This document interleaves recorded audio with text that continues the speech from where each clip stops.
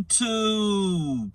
What's good, guys? It's your boy TD, and I'm back again with another video, guys. And today's video is going to be on 3 players that got new contracts in this offseason of 2025. So make sure you hit the like button and subscribe to this channel. This is cutting edge content. I said what I said. This is cutting edge content.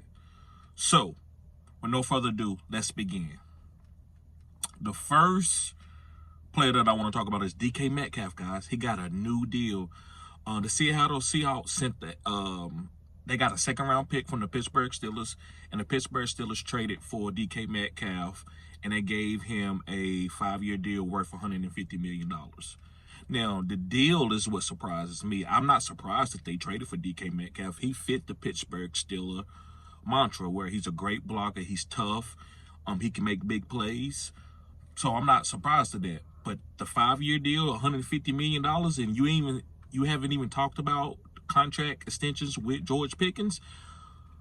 I give you my blessings, because that's going to be a tough locker room when George Pickens start playing good and you're not giving him a new deal, because you're not going to give 2 wide receivers a new deal. And maybe George Pickens is not part of your future.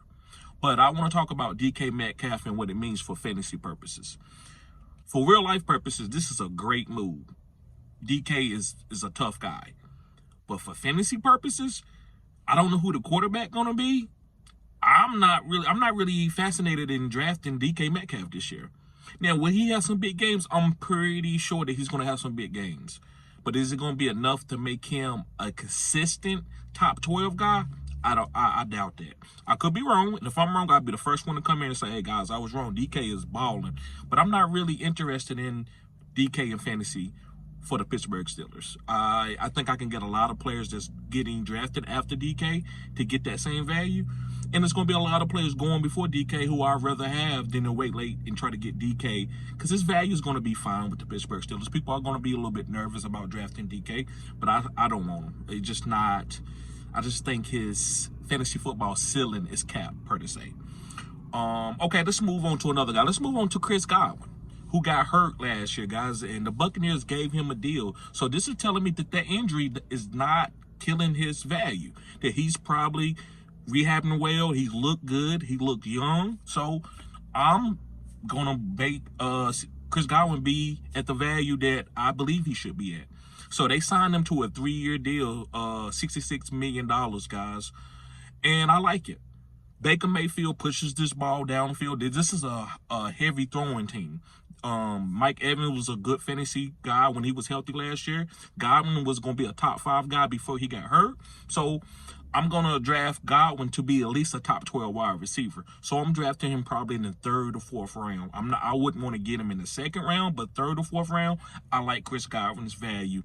So guys, yes, Chris Godwin to me is a better fantasy player, and he's going to get more targets than DK Metcalf because of the offense. But who knows?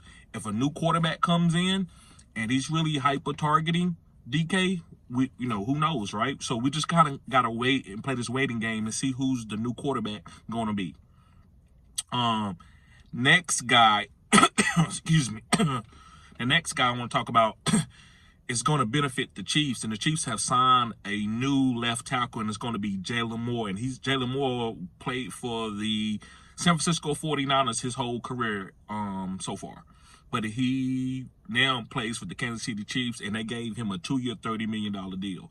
Now, you might say, was he good enough to block for Pat Mahomes? Well, you got to understand, every time Kansas City has revamped their line, they came out and won a Super Bowl. The one year they got beat in the Super Bowl from the, who was that?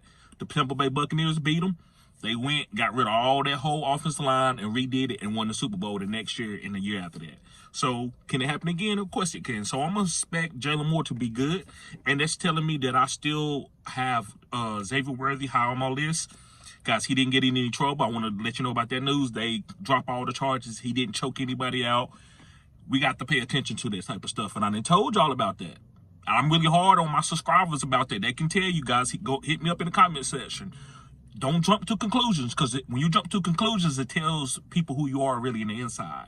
So if you hate professional athletes, you're going to automatically say they dumb as soon as they get charged. You don't want to see what comes out in court. Who cares? Nobody cared that Deshaun Watson got accused by ladies who later the brothers and family members came out and said, oh yeah, they said that Deshaun Watson raped them because they wanted money. But we didn't care. Deshaun Watson still is a bad guy. And I want that same energy with Xavier Worthy. I want y'all to still say he's a bad person and Kansas City are drafting criminals, right? I still want to hear that same energy because that's the only way you're going to be true. So I'm being funny, but guys, just wait it out. So I'm glad everything worked out with Xavier Worthy.